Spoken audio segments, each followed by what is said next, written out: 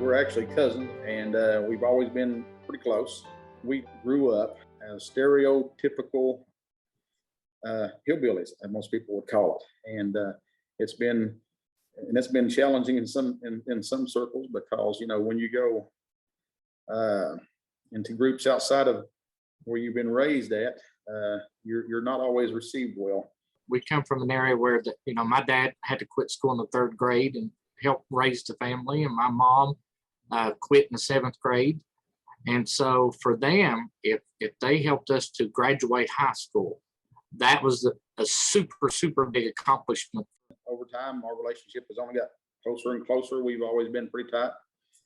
Just like anybody, we've had miscommunications and misunderstandings, but they've never, we've always been able to understand where each other's coming from, talk it out. And so our relationship, I think, has gotten much stronger over this journey.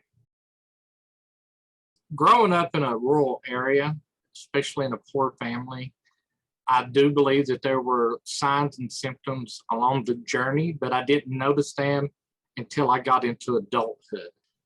After I returned back from Desert Storm, Desert Shield, I noticed that my motivation, my desire, my ability to be able to function around other people changed dramatically. And so I found myself doing more isolating. And then I saw, my energy and my motivation drifting away more and more. So those were the beginning stages of what I was actually seeing, and finally begin to realize that it was depression that I was having an issue with. It seemed like I was watching him build a cinder block wall around him continuously, especially if there was any kind of friction with someone. He would just wall that situation off and leave it alone. And then that with the seeming like he acted and talked as though he was defeated all the time, those were the parts that got me as far as intuition. I saw a few therapists at the VA system on and off. The experience was not great, so it wasn't consistent. There's not a lot of services in Southern West Virginia, especially when I was going through my hardest times. A lot of people didn't understand mental health in our area. And so the people that I went to had good intentions, but I think they were limited in their knowledge, because we're talking back in the early 90s. And so things like PTSD and stuff like that was still fairly new for a lot of people. With a good therapist, I'm a full believer in psychotherapy, or I would not be doing it myself for people. I know that it works, but I also know that we can have bad experiences. I tried to help him find goals for himself, encourage him to do this, always encourage him. And a lot of it was just always being able to talk, being able to listen to everything. Both of us, we both always shared listening to each other, because, with any kind of depression, if you don't have goals in front of you, it only gets worse. I could hear him trying to encourage me. I could see the examples that he was setting around me. But at the same time, I could not vision or picture myself completing those or achieving those. But of course, having someone there continuously, not giving up on you, not walking away from you or shutting you off, makes a big difference in that. One of the things that Harold did for me that really helped is he helped me see what I need to do, but he didn't go and do it for me. So he helped me to build my character. He helped me to build my self-esteem. He helped me to build my skills and my understandings. And because of that, it helped me to become the person that I am now. Once someone who has depression gets bit with the bug of goal setting, I believe that seems to be what I've noticed, that most people, if they're capable of understanding and actually setting goals, I think that seems to help them. And when they start seeing the production of it, I think that just itself starts snowballing into something bigger if they're serious about coming out of depression, and if they have that support group.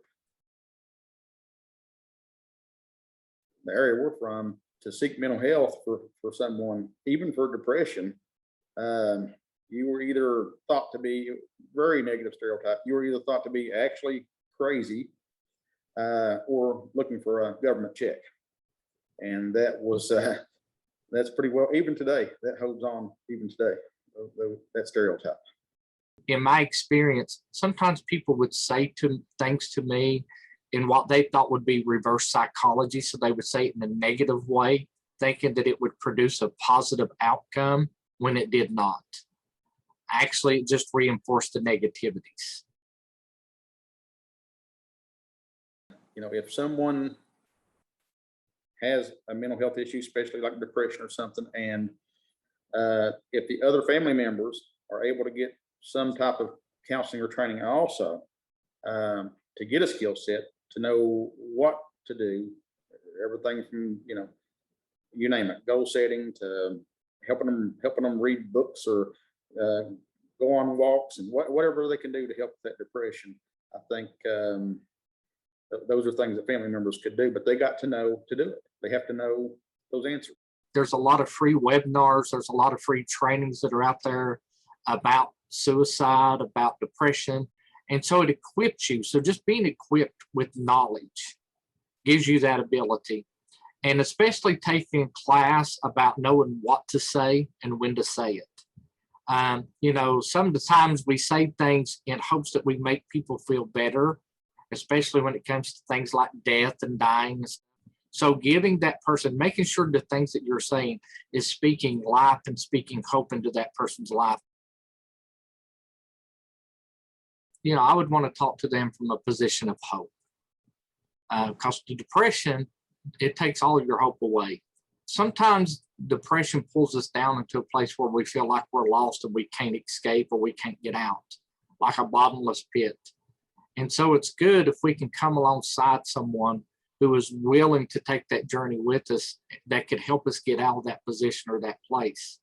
And I know that's possible because here I sit, a man who at one time contemplated suicide, a man at one time who lost everything. And so I would say that no matter who they are, that it's possible.